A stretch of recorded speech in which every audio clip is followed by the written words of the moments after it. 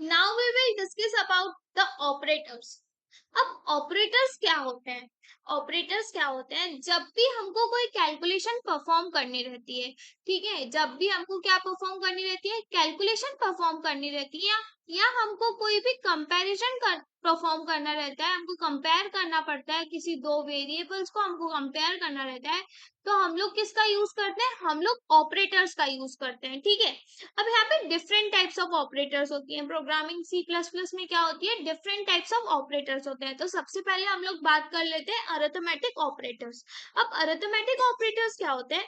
Arithmetic operators are use to perform arithmetic और mathematical operations on the operands. अब हम लोग ये यहाँ पे क्या करते हैं, कोई भी हमको मैथमेटिकल जब कैलकुलेशन करना रहता है हमारे प्रोग्राम में, तो हम लोग कौन से ऑपरेटर्स का यूज करते हैं? अरिथमेटिक ऑपरेटर्स का यूज करते हैं। जैसे सपोज ये देखो, कौन कौन से अरिथमेटिक ऑपरेटर्स कौन कौन से होते हैं? Plus, minus, multiplication, division, modulus, increment और डिक्रीमेंट ऑपरेटर्स होते हैं। अब हम लोग एक बार इसका एक प्रोग्राम करके देख लेते हैं। तो अब हम लोग एक बार अरिथमेटिक ऑपरेटर का कोड रन करके देख लेते हैं। तो सबसे पहले हम लोग दो वेरिएबल्स को डिक्लेयर कर लेते हैं। मैंने एक इंट a इक्वल्स टू 10 को डिक्लेयर कर देती हूँ और इंट b इक्वल्स टू 20 को डिक्लेयर कर लेती हूँ। अब हम लोग एक बार एडिशन को परफॉर्म करके देखते हैं। तो एडिशन के लिए हम लोग कौन से ऑपरेटर का यूज करेंगे? हम लोग जब एडिशन करते हैं किसी दो नंबर्स का, तो हम लोग किसका यूज करेंगे? प्लस ऑपरेटर का यूज करेंगे। तो देखो, एक मैं इंट सम नाम का भी वेरिएबल को स्टोर कर लेती हूँ। Sum equals to a plus b। ठीक है, अब हम इसको एक बार प्रिंट करके देख लेते हैं। सी आउट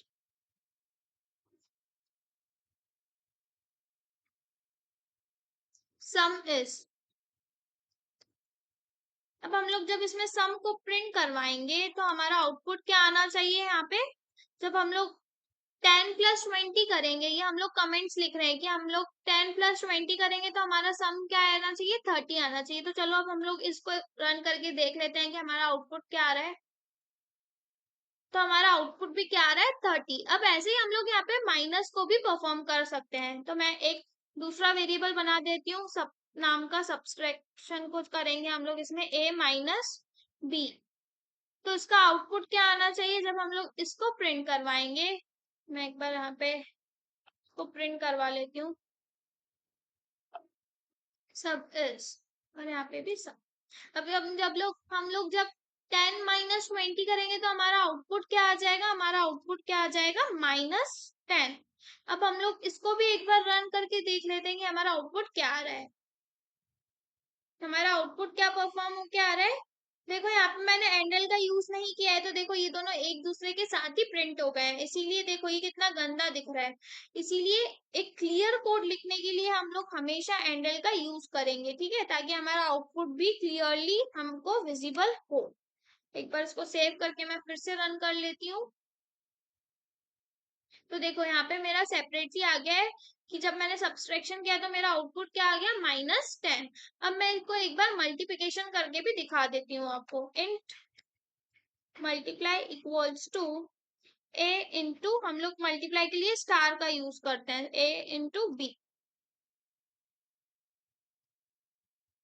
एक बार मैं मल्टीप्लिकेशन को प्रिंट करवा लेती हूँ। प्रिंट के लिए हम लोग कौन से स्टेटमेंट का यूज करते हैं? सी आउट इज।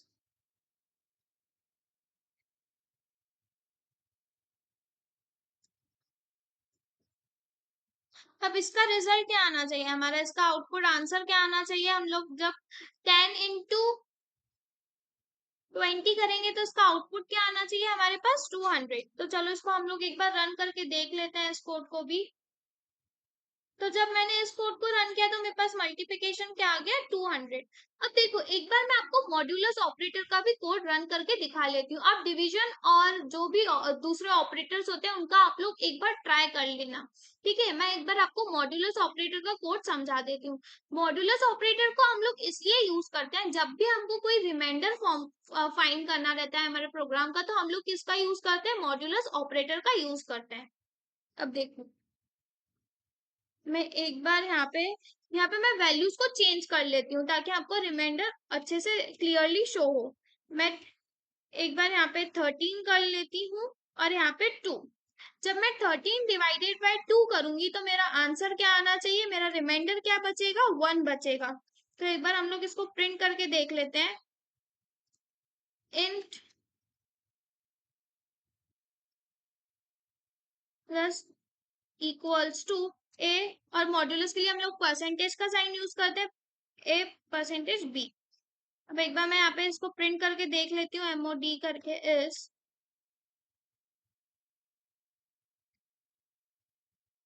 लेस देन के साइन और MO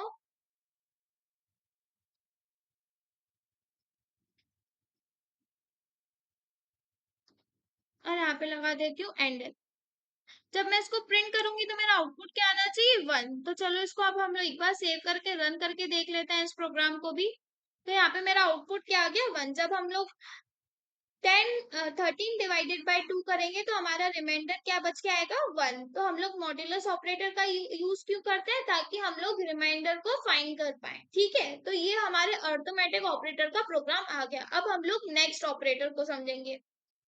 अब जो सेकंड टाइप के ऑपरेटर्स होते हैं वो होते हैं रिलेशनल ऑपरेटर्स। अब रिलेशनल ऑपरेटर्स हम लोग क्यों यूज करते हैं, relational operators are use for the comparison of values of two operands. जब हमको दो वेरिएबल्स को कंपेयर करना रहता है तब हम लोग किसको यूज करते हैं, रिलेशनल ऑपरेटर्स को। मतलब हमको अगर चेक करना है कि हमारे पास दो वेरिएबल, जैसे हमारे पास एक ए वेरिएबल है और एक बी वेरिएबल है। ए में हमारा 10 स्टोर है, बी में हमारा 5 स्टोर है। तो हमको देखना है कि ए ग्रेटर है कि बी, तो हम लोग किसका यूज करते हैं, रिलेशनल ऑपरेटर्स का। जैसे कौन कौन से होते हैं रिलेशनल ऑपरेटर्स, रिलेशनल ऑपरेटर्स कौन से होते हैं, equals to, greater than equals to, less than equals to और नॉट इक्वल्स टू। ये एक्सक्लेमेटरी मार्क है, ये हम लोग किसके लिए यूज करते हैं प्रोग्रामिंग में, नॉट के लिए हम लोग एक्सक्लेमेटरी मार्क को यूज करते हैं। अब हम लोग एक बार रिलेशनल ऑपरेटर का कोड को रन करके देख लेते हैं। अब देखो यहाँ पे मैंने C++ का सिंटेक्स ऑलरेडी लिख के रखा है। अब हम लोग यहाँ पे दो वेरिएबल्स को डिक्लेयर कर लेते हैं, क्योंकि हमको अब कंपेयर करना है दो वेरिएबल्स में। हम लोग रिलेशनल ऑपरेटर यूज ही क्यों करते हैं, क्योंकि हम लोग ताकि दो वेरिएबल्स को कंपेयर कर सके। तो हम लोग पहले वेरिएबल्स को यहाँ पे डिक्लेयर कर लेते हैं। Int a equals to 10, let suppose int a equals to 10 and int b equals to 20। Okay, अब हमको देखना है कि ए ग्रेटर है कि नहीं है। तो हम लोग अब देखो, रिलेशनल ऑपरेटर्स का हम लोग ज्यादातर इफ एल्स या स्विच केस में यूज करते हैं। अब आप पूछोगे कि इफ एल्स और स्विच केस क्या रहता है। तो इफ एल्स और स्विच केस एक कंडीशनल स्टेटमेंट रहते हैं जो हम लोग आगे फर्दर डिस्कस करने वाले हैं, वो भी बहुत डिटेल्ड में। तो आप लोग अभी उसकी टेंशन मत लो कि आपको समझ में नहीं आएगा, ये सब बहुत इजी रहता है। तो अभी मैं आपको इफ एल्स से शो करके बताती हूँ। अब मैं आपको थोड़ी सी हिंट दे देती हूँ कि हम लोग इफ एल्स को यूज क्यों करते हैं। अब हम लोग इफ एल्स को इसीलिए यूज करते हैं जब हमको दो या दो से ज्यादा कंडीशन को चेक करना रहता है ना, तब हम लोग किसको यूज करते हैं, इफ एल्स को। अब हम लोग देखते हैं कि क्या हमारा ए ग्रेटर है क्या बी से। तो हम लोग कैसे चेक करेंगे, इफ लिख के पैरेंथेसिस में हम लोग कंडीशन लगाएंगे ए और ग्रेटर देन का साइन बी। अगर ये है तो कर्ली ब्रेसेस को ओपन करके प्रिंट करवा देंगे, सी आउट में प्रिंट करवा देंगे कि ए इज ग्रेटर। अगर ये ग्रेटर होगा तो ये क्या प्रिंट करेगा, अगर ए ग्रेटर होगा तो क्या प्रिंट करेगा, ए इज ग्रेटर। नहीं तो क्या प्रिंट करेगा, एल्स। एल्स वाली कंडीशन को प्रिंट कर देगा। अब एल्स में प्रिंट करवा देती हूँ कि बी इज ग्रेटर। एल्स में क्या प्रिंट करवा देती हूँ इसको, बी इज ग्रेटर। आप लोग कॉपी पेस्ट मत करना, आप लोग थोड़ी प्रैक्टिस इससे ही बनेगी। तो आप लोग बिल्कुल लिख के देखना। अभी मुझे आपको दिखाना है इसीलिए मैं कॉपी पेस्ट कर रही हूँ। अब देखो यहाँ पे मैंने दोनों कंडीशन, अगर मेरी एक कंडीशन, अगर मेरी फर्स्ट कंडीशन अगर फॉल्स होगी तो वो नेक्स्ट कंडीशन को प्रिंट कर देगा। ठीक है, अब देखो मैं इसको सेव करती हूँ और मैं आपको एक बार रन करके कोड को बताती हूँ कि ए ग्रेटर है। यहाँ पे क्या आएगा कि बी इज ग्रेटर आएगा, क्योंकि हमको दिख ही रहा है कि 20 बड़ा होता है 10 से। तो यहाँ पे क्या आ गया हमारे पास, बी इज ग्रेटर। अब देखो हमको चेक करना है कि क्या अब हमारे ए और बी क्या इक्वल है क्या। तो जब भी हमको चेक करना रहता है कि ए और बी इक्वल है तो हम लोग डबल इक्वल्स टू का साइन यूज करते हैं। ठीक है, तो अब यहाँ पे आ जाएगा कि ए एंड, अगर ए और बी इक्वल है तो हमको प्रिंट करवाना है कि A and B are equal. या हम लोग अभी के लिए सिर्फ इक्वल प्रिंट करवा लेते हैं, इक्वल। और नहीं तो एल्स में नॉट इक्वल को प्रिंट करवा लेते हैं। Not equal. अब हम लोग इसको भी एक बार सेव करके रन कर देते हैं। इसका आंसर क्या आएगा कि ये नॉट इक्वल है, क्योंकि हमको पता है कि ए में क्या स्टोर है, 10 स्टोर है, और बी में 20। तो क्या 10 और 20 इक्वल होते हैं क्या? नहीं। तो इसीलिए हमारे पास आउटपुट में क्या आएगा कि नॉट इक्वल। ये एल्स वाली कंडीशन को प्रिंट कर लेगा। ठीक है। ऐसे ही आप लोग क्या लेस देन का भी यूज करके देख सकते हो, या लेस देन इक्वल्स का भी यूज करके देख सकते हो। आप लोग डिफरेंट ऑपरेटर्स को यूज करके देख सकते हो। आप लोग एक बार प्रीवियस वाली स्लाइड को देखना, जहाँ पे मैंने रिलेशनल ऑपरेटर सारे लिख के देखे, और आप लोग एक बार जब भी आप प्रैक्टिस करोगे तो उन सबको भी एक बार अपने से इम्प्लीमेंट करके देखना। और अगर आपको वहां पे कोई भी डाउट है तो आप मुझसे कमेंट सेक्शन में पूछ सकते हो।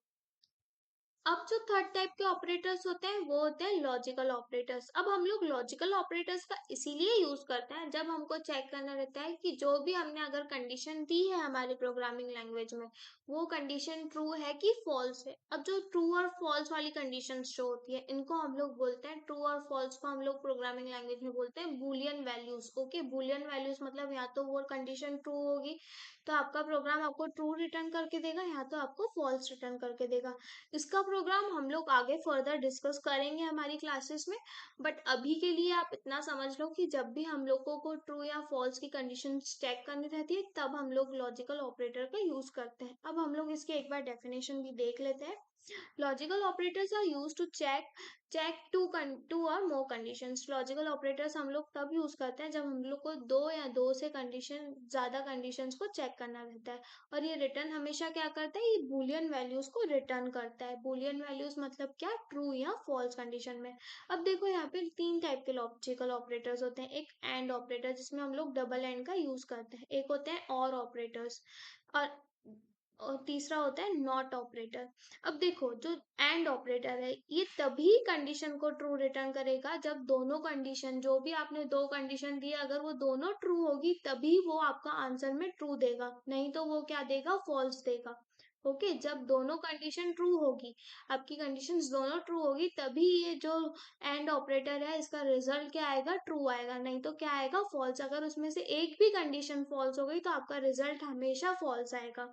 ठीक है। अब जो होता है नेक्स्ट और ऑपरेटर, और ऑपरेटर आपको तब भी ट्रू देगा जब आपके एक भी कंडीशन अगर ट्रू हो जाएगी ना, आपके पास दो, आपने दो कंडीशन दी है और उसमें से अगर एक कंडीशन भी ट्रू है तो ये हमेशा आपके रिजल्ट में ट्रू देगा।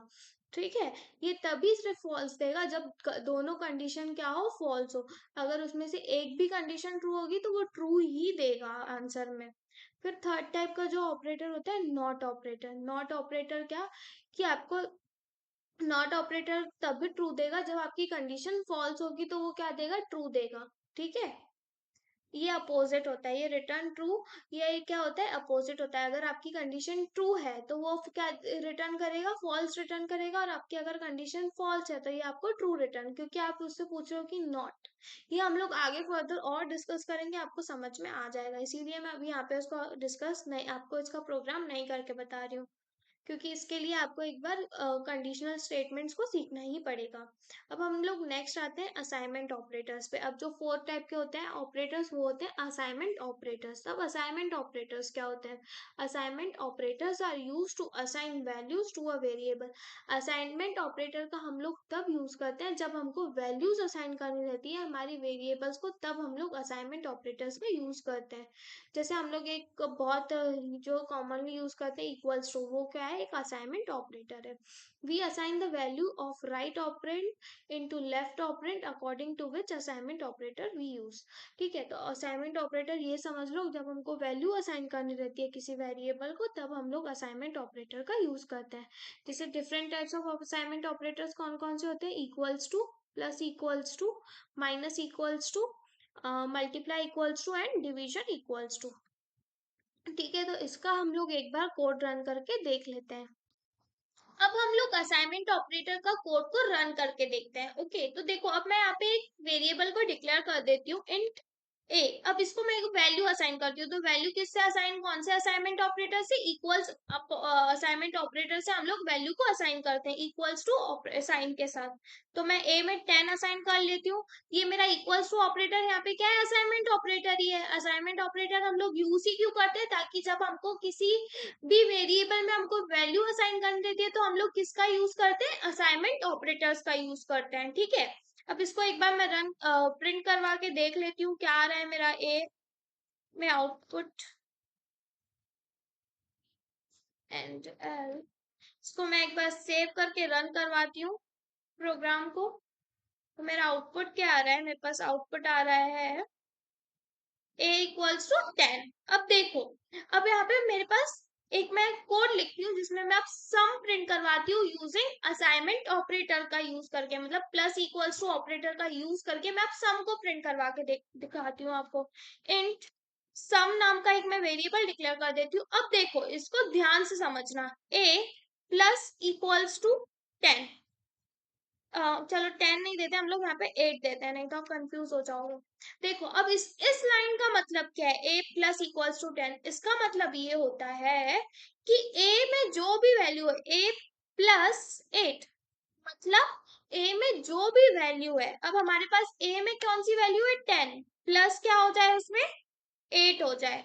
तो इसका आउटपुट क्या आना चाहिए मेरे पास, 18। क्या आना चाहिए, 10 प्लस 8 क्या हो जाएगा, 18। इसका सेम एज मतलब यही होता है कि या तो a प्लस 8 लिख सकते हो आप, सम में आप a प्लस 8 भी लिख सकते थे डायरेक्टली, या तो अब ये assignment operator plus equals to assignment operator का यूज करके आप लोग ऐसे भी सम को प्रिंट करवा सकते हो। इसका मतलब इजी होता है एकदम, कि a में जो भी वैल्यू है उसको 8 के साथ क्या कर दो, प्लस कर दो।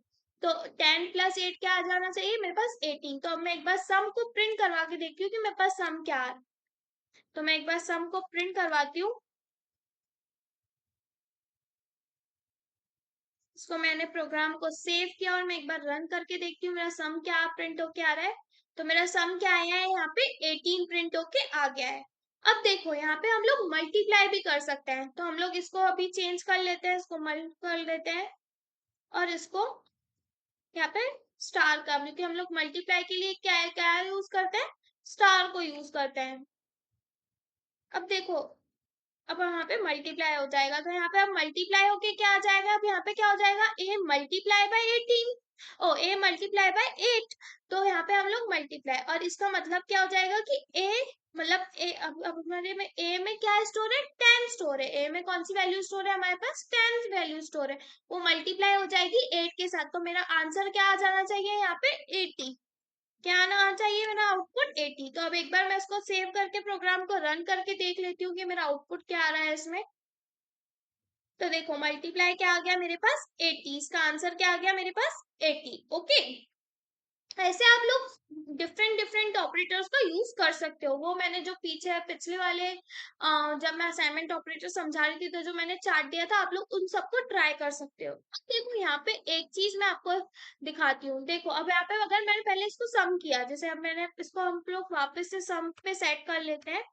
हमने सम किया था ना a प्लस इक्वल्स टू 8 पर, यहाँ पे आप देखना, हमारे पास सम का आउटपुट क्या आया था, 18 आया था, करेक्ट। 10 प्लस 8 कितना आया था, 18 आया था हमारे पास। अब देखो, यहाँ पे जब आप लोग सम करके 18 आ जाएगा यहाँ पे, अब यहाँ पे वैल्यू चेंज हो गई, हमारी a की वैल्यू यहाँ पे चेंज हो गई हमारी। अब a की वैल्यू क्या बन गई यहाँ पे, 18। अब यहाँ पे मैं एक बार इसको फिर से प्रिंट करवा लेती हूँ सम को, और इसको मैंने प्रोग्राम को सेव किया और मैंने एक बार इसको रन किया, तो मेरे पास सम वापस से यहाँ पे क्या आ जाएगा, 18 आ गया है मेरे पास सम। अब देखो, अब मैं अगर यहाँ पे मल्टीप्लाई करूंगी ना, नीचे वाली इसको बिना हटाए हुए मैं मल्टीप्लाई करती हूँ, यहाँ पे आपको एक चीज बहुत ज्यादा ध्यान रखनी चाहिए, a प्लस 8 फिर से मैंने किया, तो अब मेरा आउटपुट यहाँ पे a, अब यहाँ पे a मेरा 10 नहीं रहा है, यहाँ पे मेरा आउटपुट मल्टीप्लाई करने पे, यहाँ पे मैंने प्लस लगा दिया है गलती से, मल्टीप्लाई करने पे अब मेरे पास आउटपुट 80 नहीं आएगा। यहाँ पे पहले मेरे पास आउटपुट क्या आ रहा था, 80 आ रहा था जब मैं इसको अब मेरे पास आएगा, अभी मेरे पास आएगा 18 इंटू 8, क्योंकि अभी मेरी वैल्यू क्या हो गई है, a की मेरी न्यू वैल्यू बन गई है। यहाँ पे मैंने जब उसको सम किया, तो मेरी a की वैल्यू क्या बन गई, न्यू 18 बन गई। यहाँ पे मेरी a की वैल्यू अब 18 असाइन हो जाएगी, वो मल्टीप्लाई करेंगे अब 8 से। तो अब मैं जब इसका आउटपुट प्रिंट करवाऊंगी तो मेरे पास जो आउटपुट आएगा वो क्या आएगा, 18 इंटू 8 का आउटपुट आएगा। एक बार मैं इसको प्रिंट करवा के दिखा देती हूँ आपको, और यहाँ पे मैं एक बार एंडल भी यूज कर लेती हूँ। मैंने इस प्रोग्राम को सेव किया, और एक बार मैं यहाँ पे ये डिलीट कर लेती हूँ। मैंने इसको सेव किया और मैंने यहाँ पे इसको रन किया, तो देखो यहाँ पे मेरे पास मल्टीप्लाई क्या आया है, 144 आ गया है। और अगर ऐसा अगर ए वो 10 ही लेता तो मेरे पास आउटपुट क्या आता, या तो 80 आता। बट यहाँ पे उसने ए की वैल्यू क्या कर ली, अब ए की वैल्यू वहां पे दूसरी असाइन हो गई है, मतलब उसकी सम करके ए की वैल्यू अब क्या हो गई है मेरे पास 18। जैसे ही हमने ए की वैल्यू को यूज करके हमने जो भी सम किया जिस भी नंबर से, यहाँ पे मैंने कौन से नंबर से सम किया था, 8 से, तो वो क्या बन गई, ए की वैल्यू पहले 18 बनी, फिर उसको मैंने जब मल्टीप्लाई किया तो 18 इंटू 8 होके क्या हो गया, 144। ठीक है, तो ये चीज बहुत ध्यान में रखने वाली है कि आपकी ए की वैल्यू एज इट इज नहीं रहेगी, सम करने के बाद वो न्यू वैल्यू ले लेगा। ठीक है, तो अब आप है ना दूसरे जो असाइनमेंट ऑपरेटर है आप उनको भी यूज करके देखना, और आपको मेरे साथ कोड करते रहना ही पड़ेगा, नहीं तो आपको कोडिंग आप कभी नहीं सीख पाओगे। जब भी आप लोग ये मेरे ट्यूटोरियल्स देख रहे हो ना, तो आपको मेरे साथ कोड करके देखना पड़ेगा, तो ही आपको चीजें खुद से समझ में आएगी। ठीक है, तो इस आपको प्रैक्टिस बहुत करनी है, आपको पर डे एक क्वेश्चन तो कम से कम सॉल्व करना ही है। ठीक है, अब हम लोग मिलते हैं अगले वीडियो में। आई होप आपको ये असाइनमेंट ऑपरेटर का कोड बहुत अच्छे से समझ आ गया होगा।